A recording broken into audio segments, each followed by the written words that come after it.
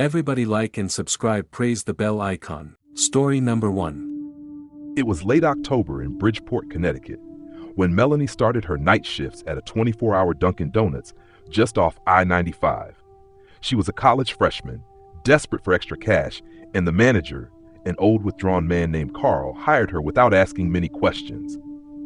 The place was always half empty after midnight, with a few truckers, night shift nurses, and the occasional straggler seeking caffeine and comfort food.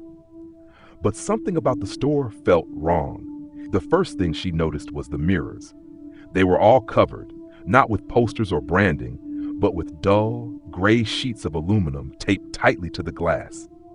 When she asked Carl about it, he just muttered something about keeping things in their place. The other employees avoided the topic completely. One even told her, "Don't ask questions you don't want answers to," before quitting halfway through her second shift. It was during Melanie's fourth night that the real fear began. Around 2:30 a.m., she was alone at the front while Carl cleaned in the back. A customer walked in, tall, pale, with a weathered coat and gloves despite the mild fall air. He didn't speak, just stood there, staring at her with wide, vacant eyes. When she asked for his order, he smiled, not warmly, but with an eerie, unnatural curve of his lips. Then, without a word, he turned around and walked straight into the restroom. She waited. 10 minutes passed, then 20.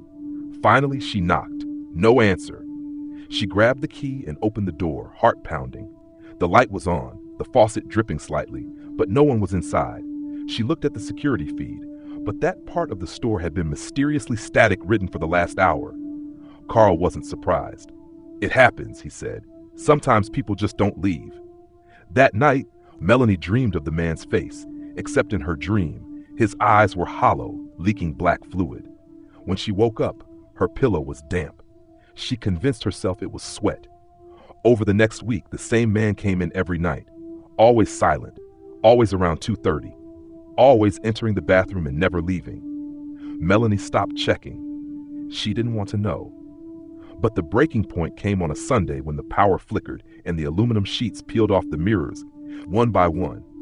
What she saw wasn't her reflection.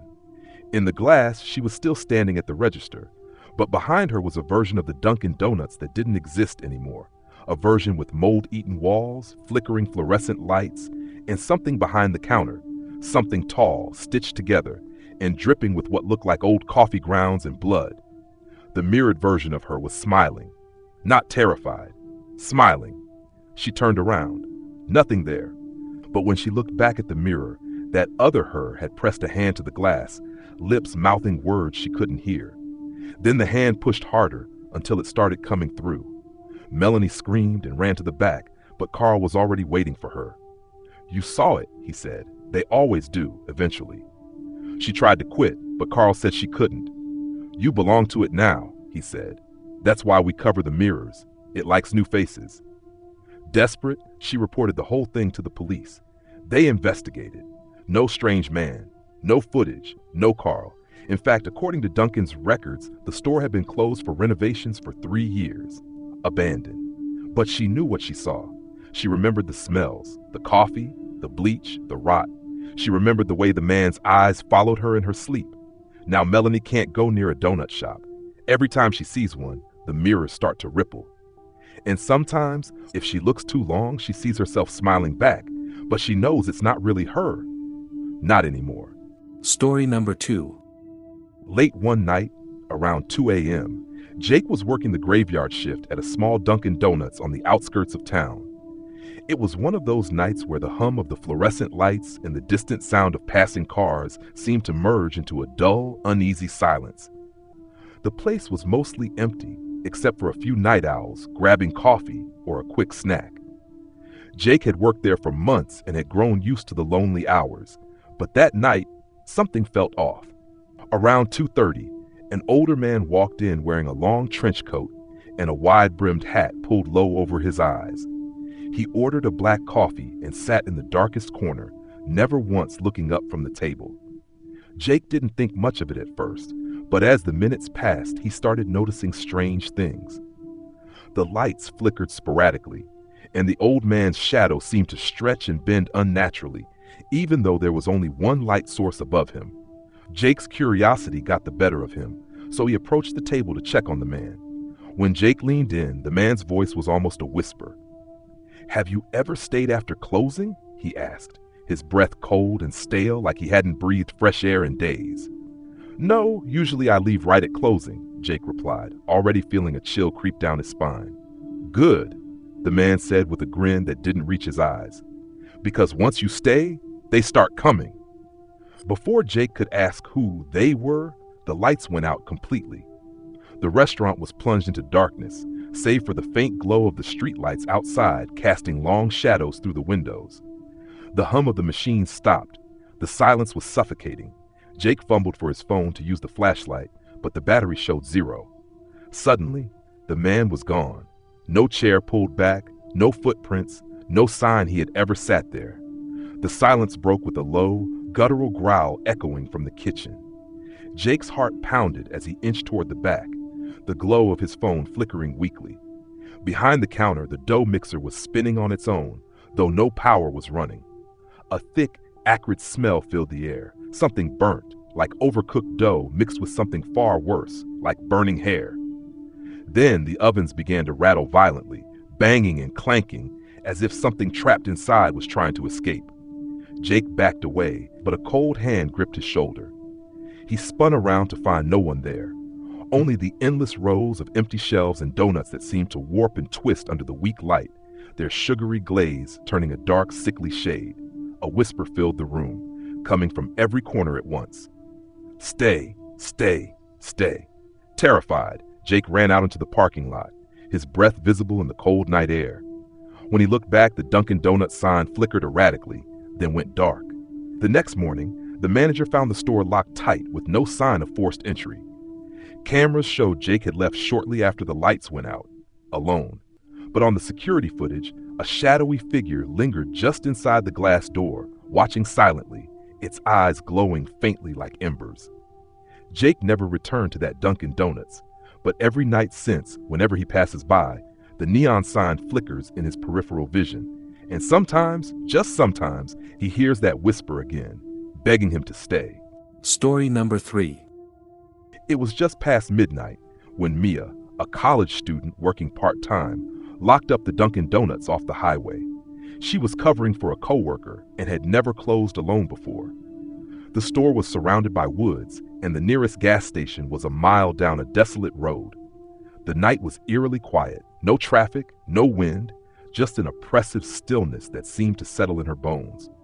After switching off the lights and locking the doors, Mia stayed a little longer to finish cleaning the coffee machine.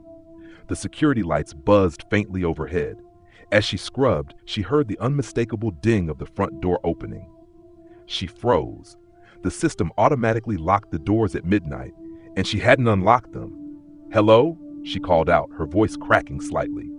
No answer, but the door was definitely open. She stepped around the counter, expecting maybe a coworker or a customer who had somehow forced it open. Instead, the dining area was completely empty, except for a single footprint. It was wet, leading from the door to the middle of the floor and stopping abruptly, like the person had vanished into thin air.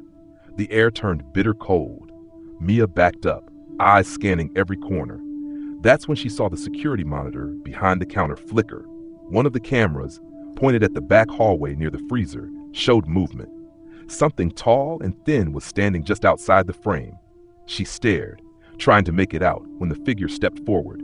It wasn't human. Its limbs were impossibly long, bent at wrong angles, and its skin was gray and translucent, stretched so tight over its bones it looked mummified. It had no face, just a smooth stretch where one should be, and it was standing in the hallway she'd just come from. The lights overhead popped and flickered. Mia stumbled back, eyes darting to the hallway entrance. Nothing. It was empty. But when she turned to run out the front, she saw something that made her knees buckle. Every window and door was fogged up, on the inside, as if something was breathing against the glass from within. And one word had been written in the condensation: "Stay." Mia bolted to the back exit. She shoved it open and sprinted into the woods, not caring about her car or the freezing air. She didn't stop until she reached the gas station, barefoot, shivering, and incoherent. The cops found the store untouched. The doors were locked, the security system armed. But when they reviewed the footage, every single camera feed glitched and went black between 12:03 and 12:17 a.m., the exact window Mia claimed she saw the thing. She quit the job the next day. The store closed 6 months later after 2 more employees reported similar experiences: wet footprints, fogged glass, and someone or something lurking near the freezer. Locals now say the store was built over the remains of a 19th century asylum, and sometimes, just after midnight, you can still see faint handprints appear on the glass. Not from the outside, but from the inside, begging to be let out. Story number 4. It was a late October night when Sarah took the overnight shift at her local Dunkin Donuts, a small store tucked away on a quiet suburban street. The air outside was chilly, the kind of cold that seemed to creep into your bones. Inside, the hum of the coffee machines and the soft glow of fluorescent lights felt oddly comforting until the clock struck midnight. Sarah had worked there for almost a year, and she'd heard the usual stories: weird noises, strange customers, the occasional prank. But nothing had ever unsettled her until that night. Around 1 a.m., the store was nearly empty, save for a lone customer sitting in the corner booth. He was an older man, wearing a worn leather jacket and a hat pulled low over his face. He didn't order anything but just stared at the door. Feeling uneasy, Sarah went about cleaning tables, but every so often her eyes flicked back to that man. The air seemed to grow colder near him, and she noticed that the steam from the coffee machines was curling in strange shapes, almost like whispers. When she finally approached to ask if he wanted to order, he didn't reply, just looked up at her with eyes that seemed too black, too hollow.